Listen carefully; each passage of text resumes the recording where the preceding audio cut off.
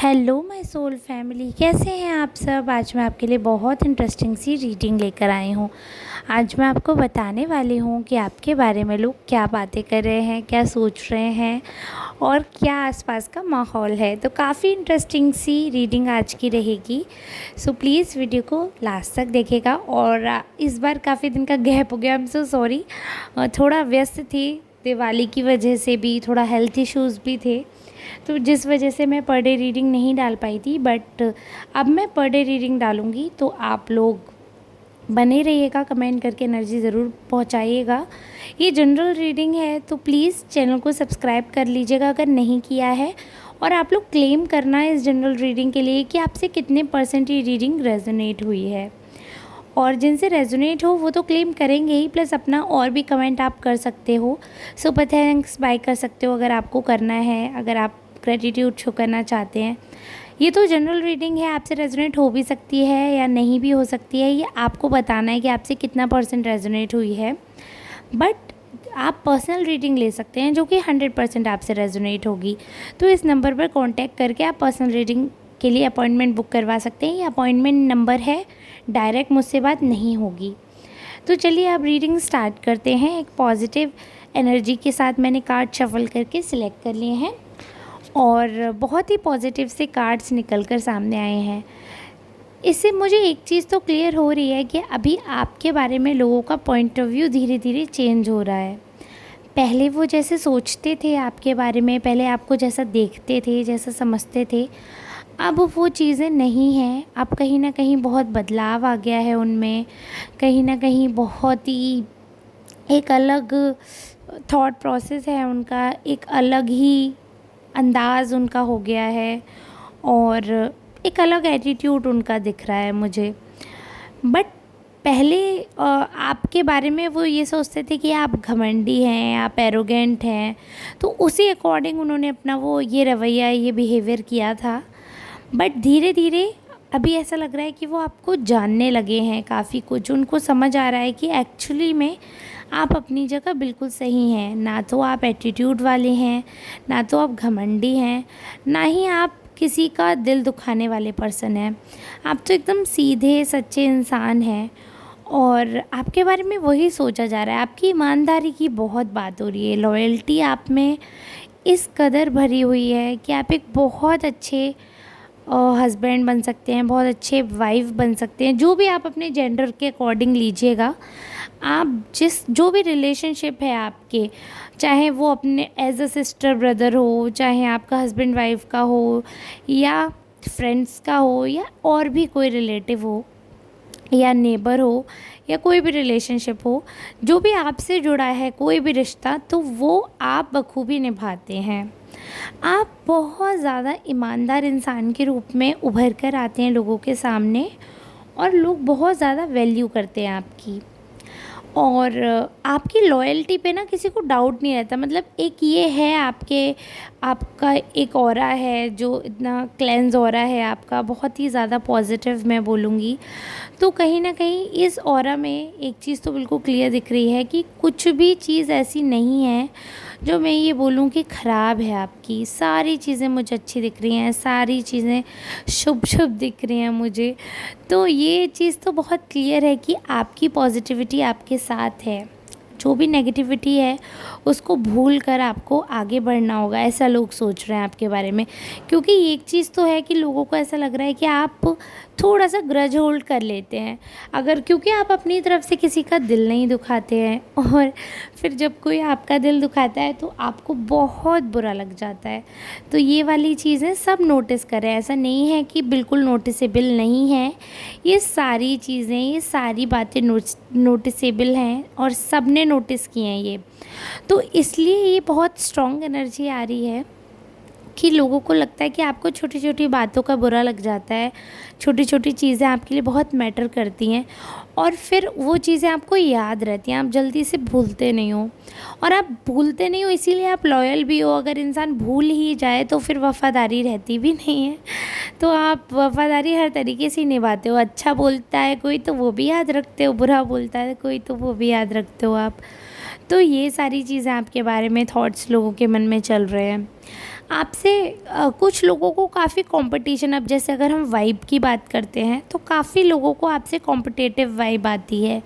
लोगों को ऐसा लगता है कि आपके अंदर बहुत ज़्यादा कंपटीशन है, और कहीं ना कहीं आप ये चीज़ बिलीव करते हो कि एक मतलब आपके अंदर है ये चीज़ कि अच्छे से रहना चाहिए, ये सारी चीज़ें मैटर करती हैं और बहुत ही पॉजिटिवली आप चीज़ों को लेते हैं।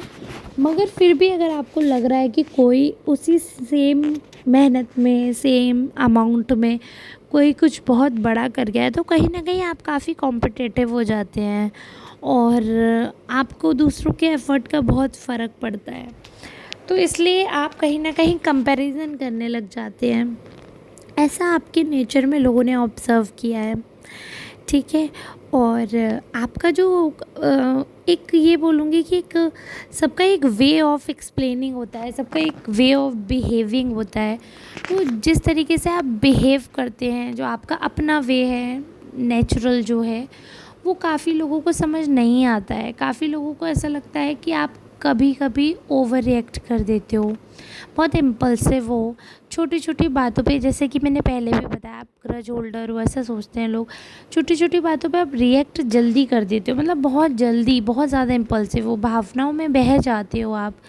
तो ये सारी चीज़ें जो मैं बता रही हूँ आपको, ये सारी चीज़ें बहुत ज़्यादा लोगों के लिए मैटर करती हैं।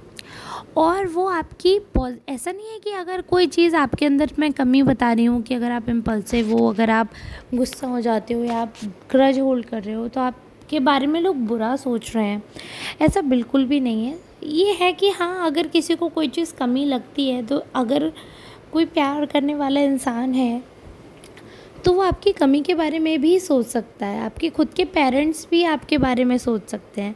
बहुत क्लोज़ पर्सन की एनर्जी आ रही है जिसको ऐसा लग रहा है कि आप बहुत इम्पल्सिव होकर रिएक्ट कर लेते हैं। कई बार आप अपने सेंसेस यूज़ नहीं करते हैं।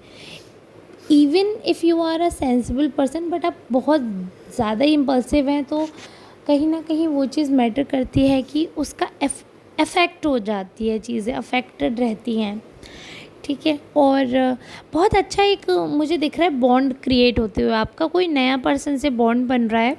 ये न्यू, या तो आपका कोई फ्रेंड है, या कोई नया नेबर हो सकता है आपका, या हो सकता है कोई न्यू कलीग हो। आपका नया रिश्ता बनते हुए मुझे दिख रहा है, न्यू रिलेशनशिप दिख रहा है। वो फ्रेंड का भी हो सकता है, या कई बार हम खुद से बना लेते हैं, भाई बहन बन जाते हैं। कई बार हम एक दूसरे के रिलेटिव बन जाते हैं और ब्लड रिलेशन नहीं होता है, आप समझ रहे हो। तो ये एक बनाया हुआ रिश्ता है, ब्लड रिलेशनशिप नहीं है ये, जो अभी मुझे दिख रहा है न्यू फॉर्म होते हुए। ऑब्वियस ही बात है, नया है तो वो मतलब ब्लड रिलेशन कैसे हो सकता है।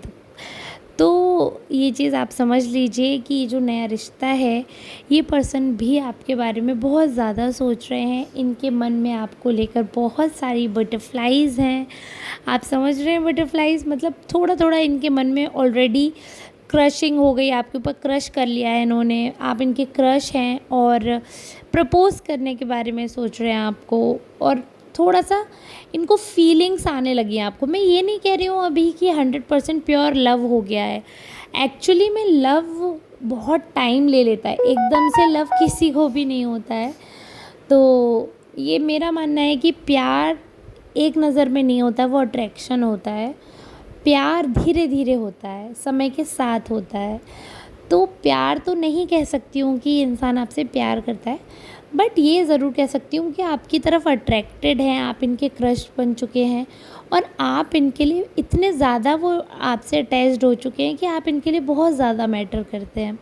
प्यार डेफिनेटली मैं नहीं कह रही हूँ कि प्यार है, और बट काफ़ी कुछ ज़्यादा है फ्रेंडशिप से जो इनके मन में है, जो मुझे दिख रहा है, ठीक है। अगर आपका रिलेशनशिप गर्लफ्रेंड बॉयफ्रेंड वाला है या फ्रेंड्स वाला है, तो ये प्यार आप समझ रहे हैं। अगर फ्रेंड है तो आप ये उसको नेक्स्ट लेवल पे गर्लफ्रेंड बॉयफ्रेंड में उसको बढ़ाना चाह रहे हैं।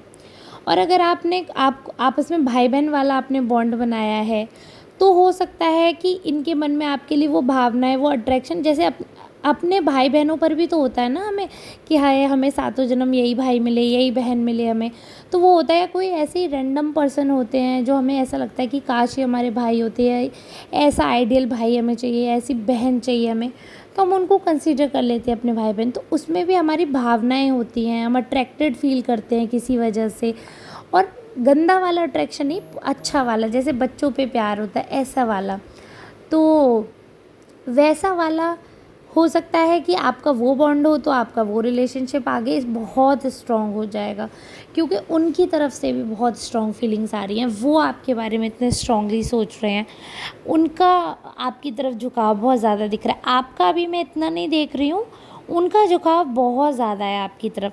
अब ये कोई भी रिलेशनशिप हो, क्योंकि जनरल रीडिंग है इसलिए मैंने सारे एस्पेक्ट आपको बता दिए हैं।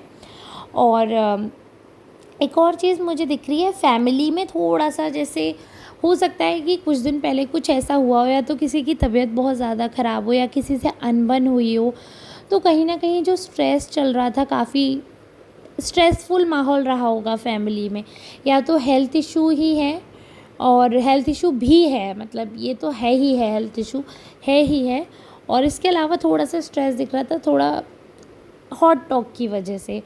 तो वो भी मुझे दिख रहा है कम होता हुआ, वो स्ट्रेस आपका जाता हुआ दिख रहा है, लोगों में रिलैक्सेशन दिख रही है मुझे आपके प्रति, भावनाएं, वो स्ट्रेस धीरे धीरे स्ट्रेस फ्री होते हुए नज़र आ रहे हैं आपकी साइड से, काफ़ी ज़्यादा रिलैक्स हो रहे हैं, और आपकी तरफ उनका काफ़ी पॉजिटिव रवैया मैं देख पा रही हूँ अभी वो कर रहे हैं, काफ़ी पॉजिटिवली आपको एडमायर कर रहे हैं, और बहुत पॉजिटिव चीज़ें सोच रहे हैं आपके बारे में।